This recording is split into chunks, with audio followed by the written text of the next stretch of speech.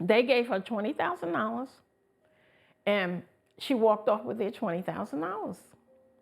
So after she walked off with their $20,000, here it comes. About 3 weeks later, they scheduled a closing because they didn't want the $20,000 to come up where they gave it to her so close to the closing. They didn't want it to come out that way. So she comes into my office waving this cashier's check for $20,000, saying, I got $20,000. They approved they approved my mortgage. I need $36,000. I still don't know that she scanned the landlord's $3,600 rent cashier's check into the computer and changed it to $36,000. I said to her, I'm not giving you no $36,000. We got into a big argument in my office. She said, you have plenty of money in the bank. I don't understand why you can't give me 36. I said, because I'm not giving it to you. I said, you might as well. She came to my office 3 or 4 times begging for that money. I refused to give it to her.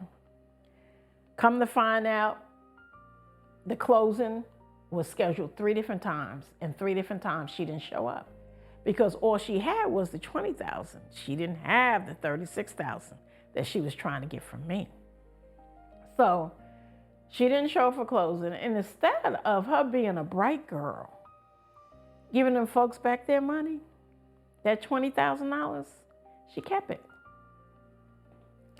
She kept the $20,000 and she went and bought a townhouse in the same community that I own, about 30-something houses. She had to come to my same community that I own houses in, and she bought a townhouse in that same community.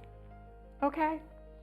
Then she bought cars and she did whatever else she did with it. Next thing I know, let's fast forward, I get a call from D.A. Reed. And D.A. Reed is in Rockdale County.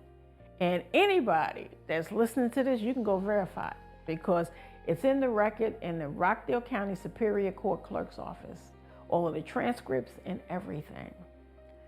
So D.A. Reed calls me on the phone and he says, Ms. Tisdale, you need to turn yourself in because you're going to get arrested. And I said, arrested for what? So he said, well, we arrested your sister, and she said that you were the one who came up with the scheme to steal the $20,000 from the real estate people. And she has your cashier's check that was made out to her for $36,000. And she said that it was your bank account that was used to approve. He said, you need to come turn yourself in.